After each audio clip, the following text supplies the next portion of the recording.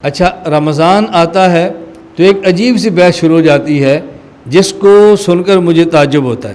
میں کئی بار تو حضرات سے کہتا ہوں کہ مجھے بعض باتوں پر بہت تعجب ہوتا ہے۔ تعجب کیا ہے کہ تراویح پڑھنی ہے پورا مہینہ، جو 8 کہتے ہیں وہ بھی، جو 20 کہتے ہیں وہ بھی، اور تراویح پڑھنی ہے پورا مہینہ جماعت سے، جو 8 کہتے ہیں وہ بھی اور جو 20 کہتے ہیں وہ بھی، یہ ایسی ہے بات۔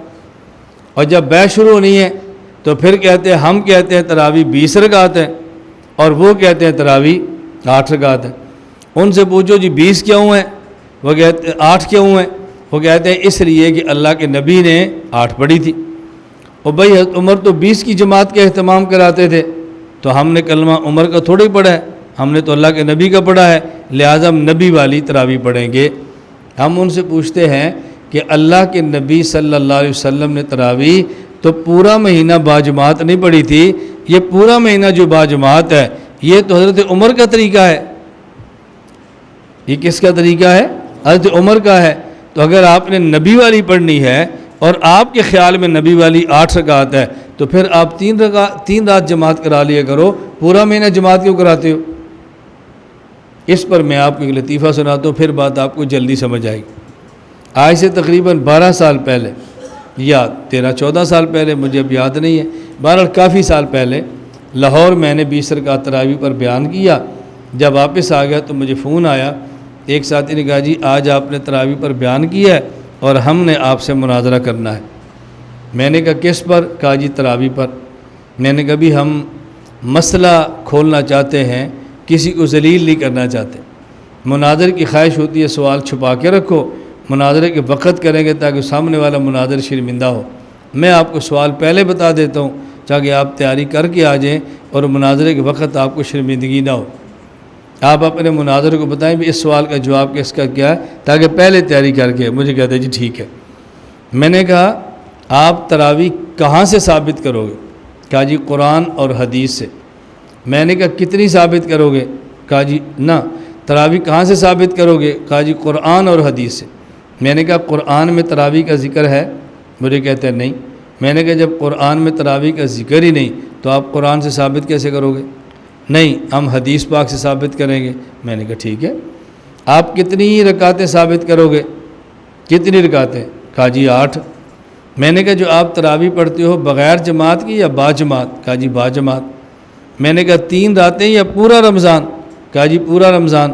میں نے کہا پورا رمضان تراویح کی جماعت آپ کہاں سے ثابت کرو گے؟ کہا جی صحابہ سے رضی اللہ عنہم اجمعین۔ میں نے کہا تو پہلے قرآن حدیث سے کہہ رہا تھا، پہلے قرآن چھوڑا پھر حدیث چھوڑی، اب کہتے ہیں صحابہ سے۔ تو میں نے کہا پورا مہینہ تم جماعت کہاں ثابت کرو گے؟ کہا صحابہ سے۔ میں نے کہا کتنی رکعت پڑھو گے؟ کہا جی 8۔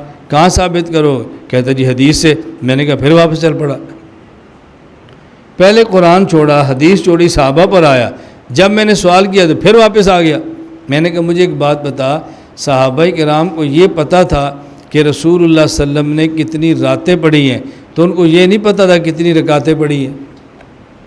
یہ نہیں پتہ تھا؟ چپ۔ میں نے کہا چلو ان کی تیاری کر لو، جب تیاری مکمل ہو جائے پھر فون کر لو۔ 12-13 سال گزر گئے ہیں، ابھی تو فون نہیں آیا۔ میری گزارش سمجھ آ گئی؟ اس لیے ہم تراویح پڑھتے ہیں 20 رکعت اور پڑھتے ہیں پورا مہینہ اور پڑھتے ہیں باجماعت، اس میں ختم کرتے ہیں قرآن اور پڑھتے ہیں ہر مسجد میں۔ کتنے کام کرتے ہیں؟ نمبر 1 تراویح 20 رکعت، نمبر 2 پورا مہینہ، نمبر 3 باجماعت، نمبر 4 ہر مسجد، نمبر 5 ختم قرآن۔ اب یہ ہے پورا عمل۔ ہمارے تبلیغ والے کہتے ہیں اللہ نے کامیابی پورے دین پر چلنے میں رکھی ہے، تو پھر پوری دلیل دینی چاہیے نا۔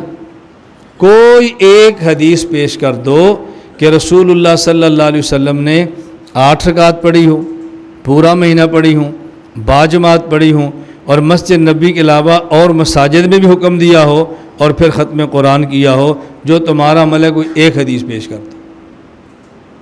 اب رسول اللہ صلی اللہ علیہ وسلم کی بجائے کچھ صحابہ سے لیں گے، کچھ بزرگوں سے لیں گے، اور جب ہم کہتے ہیں کہ بزرگوں سے یہ سنا ہے تو کہتے ہیں کلمہ بزرگاں دا پڑھے ہے کہ حضور پاک دا پڑھے؟ اب آپ ثابت کر دو۔ گزارش سمجھ آ گئی؟ اس لیے کبھی آپ کو تراویح پر گفتگو کرنی پڑے تو فوراً آدھے عنوان پر بات نہ کیا کرو، جی تسی آپ کہتے ہو 20 ہے، ہم کہتے ہیں 8 ہے، 20 پہ دلیل لاؤ۔ کہا نہیں، آپ کتنی تراویح پڑھتے ہو اس سے پوچھو کہ جی 8، کو جی 2-4 دن یا پورا مہینہ، کہا جی پورا مہینہ، اکیلے اکیلے یا باجماعت، کہے گا جی باجماعت، ایک مسجد میں یا ہر مسجد میں، کہا جی ہر مسجد میں، اس میں قرآن ختم کرتے ہو کہ صورتیں، کہا جی قرآن، کو جی اب بسم اللہ پڑھو، لاؤ حدیث۔ نہیں ہم تو پورا قرآن نہیں پڑھتے، صورتیں پڑھتے ہیں، چلو ٹھیک ہے لاؤ حدیث، اللہ اللہ خیر سے لاؤ حدیث، نہیں ملتی چلو تعلیم الاسلام میں دیکھ لو، بہشتی زیور میں دیکھ لو، دیکھو فقہ کتاب میں سارے مسئلے لکھے پڑے ہیں، آپ فقہ کا انکار کر دو، حدیث سے دکھا دو، اور جب نہیں دکھا سکتے پھر فقہ کو مان لو۔ تو عبادات کے لیے ضروری ہے عبادت کا وقت، عبادت کا مقام اور عبادت کو سمجھنے والے علماء، ان 3 چیزوں کا خیال کریں گے تو عبادات بہتر ہوگی اور انشاءاللہ آخرت بہت عمدہ ہو جائے گی۔ اللہ ہمیں دنیا بھی اچھی عطا فرما دے، اللہ تعالی ہم سب کو آخرت بھی اچھی عطا فرما دے۔